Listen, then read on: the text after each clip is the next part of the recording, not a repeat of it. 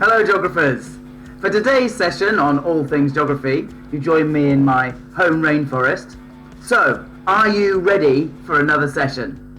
Today I'm going to be talking about urbanisation, which is quite simply the increasing percentage of a country's population living in an urban area. Let's get going. So, early on in a country's development, a large percentage of the population will be living in a rural area or the countryside. And most of those people will be engaged in one of the primary industries, such as agriculture and growing crops, perhaps some fishing, and maybe even some forestry. Typically, people living in less developed countries that are in the rural area are really quite poor. They will be subsistence farmers, producing just enough maybe to meet the needs of their family, but not enough for it to be a commercial operation that makes them significant money. So these are our rural areas in poorer countries. Now, as time goes by, towns will grow into cities as more industries develop, and those cities will get larger and larger. We call these urban areas, the towns and cities of a country. Again, over time, what happens is that we see the percentage of people living in the rural areas will decrease, whereas the percentage of people living in the urban areas will increase. And that's for two main reasons.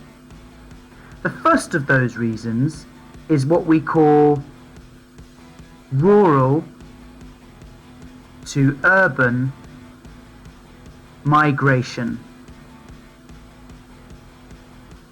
People who were living in the rural area have had enough of the hardships, the poverty, the lack of services, and decide to move or migrate and try and find a better life for themselves in one of the new urban areas. So this is our first reason that the percentage of people in urban areas is growing and causing urbanisation. The factors that are encouraging people to leave this rural area are called push factors. And that might be because there aren't enough jobs, they can't earn much money, and there's not a lot of economic opportunity. It might also be that they are looking, or they have no opportunity for much of an education. I won't educat because I've run out of space, but the opportunities for an education are also reduced. So these negative things about the rural area are pushing them away. On the other hand, our new urban area, wow, they've got plenty of jobs in the new factories and industries that are developing, particularly in manufacturing, and a chance for people to make some more money. Again, the education is likely to be better in these new urban areas, and another factor that is pulling them to the urban area. So that's rural to urban migration. So what is the second cause of urbanisation? Well, a lot of these people migrating to the urban areas are young. They will be between the ages of 20 and 30 years old. And the thing that young people do best of all is, number one, fall in love. I'm such a romantic. So here we have a lovely lady and a man. Of course, other types of love are available, but for what I'm going to point out, this is largely what is needed, who have lots and lots and lots of children. The growth rate of the population is very high because the birth rate is greater than the death rate. And we call this second reason natural increase.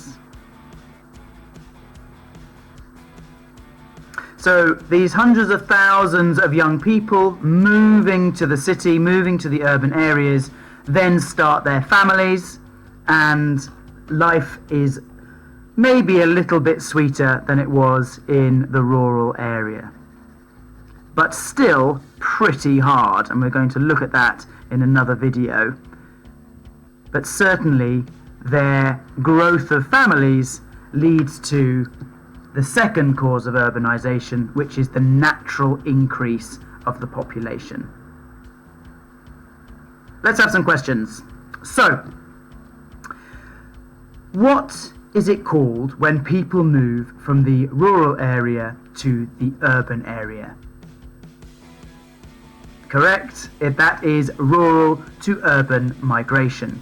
What kind of people do we find migrating in this way typically? Indeed, younger people, 20 to 30 years old. And what is encouraging them to move to those urban areas? What are the pull factors of those urban areas? Exactly right. Lots of job opportunities, chances to make money and improve their kind of style of living, as well as services such as education, maybe better healthcare. All of these things are going to encourage people. And so what is pushing people away from the rural area? Yeah, exactly. It's the opposite. Bad job opportunities, little chance of making money, and poverty, as well as not many services like education and healthcare. Great stuff. Tell me then, what is happening to the percentage of people living in rural areas? Yes, the percentage is decreasing. And in urban areas, what is happening? Exactly, the percentage of people is increasing. So if rural to urban migration is one cause of urbanisation, one cause of the increasing number of people living in urban areas, what is the second cause? You got it, it's natural increase. Well done. And what is natural increase? What causes that population to increase naturally? Yes, the birth rate is much higher than the death rate, and so lots of people are added to our urban areas. Again, increasing the number of people that live in urban areas. Very nice. Okay, take a moment yourself to pause the video and see if you can reproduce either a diagram with lots of detailed annotations, more than just my keywords, to explain urbanisation to yourself, or write yourself 2 nicely developed paragraphs that will explain each of those causes. Off you go. Good, welcome back. So, what we're going to do now is I want to talk to you a little bit about how the trends of urbanisation are changing. So let's have a look, please, at a little graph here. Notice on my, what is that? The y-axis, I have the percentage of population in urban areas, and on my x-axis, I have dates, 1950 through to the year 2050.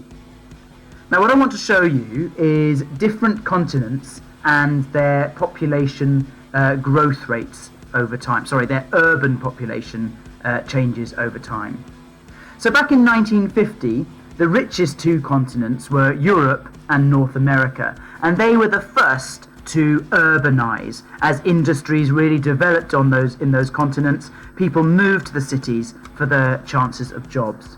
So in 1950, this process is already fairly well established in Europe, and just over 50% of the people are living in urban areas.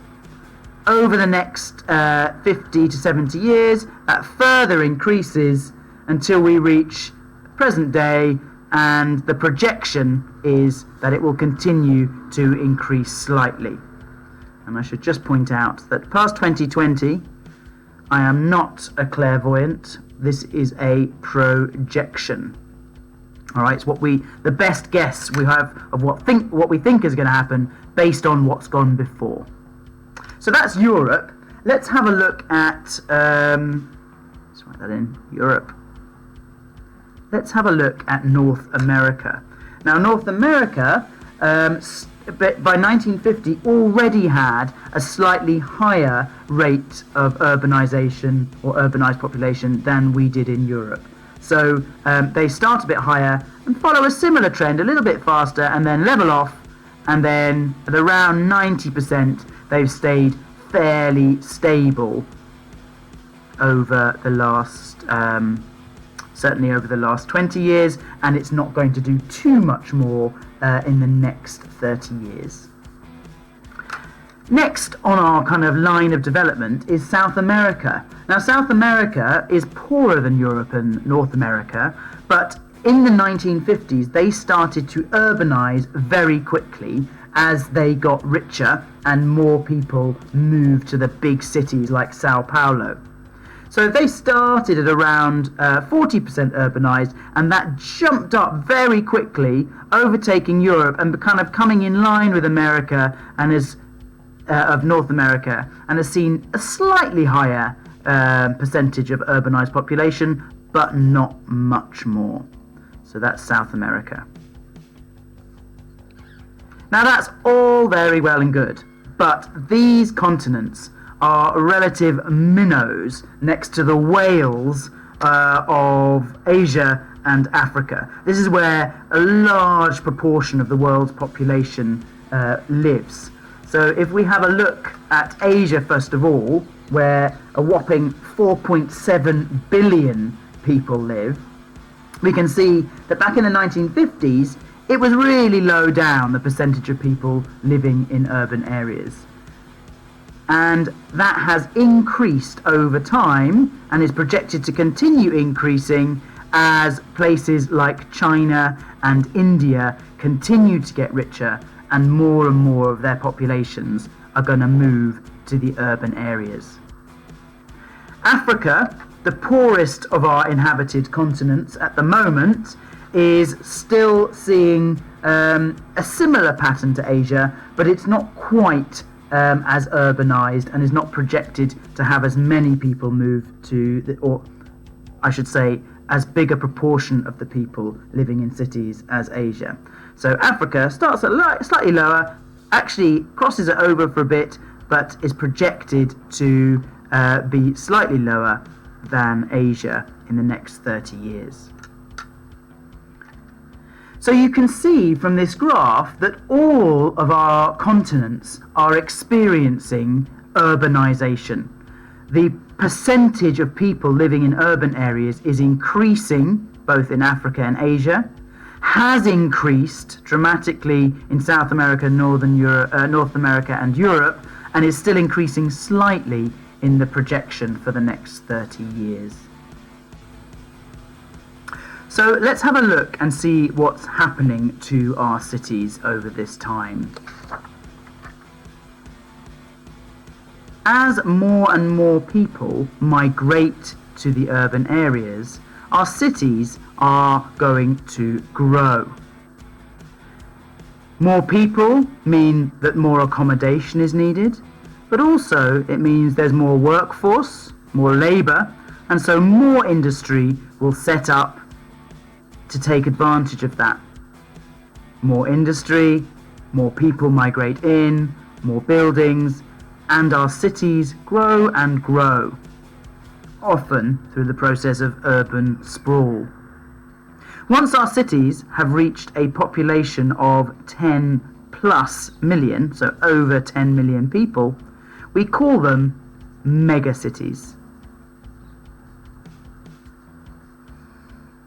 To begin with, there were only 3 megacities. We had New York, Mexico City,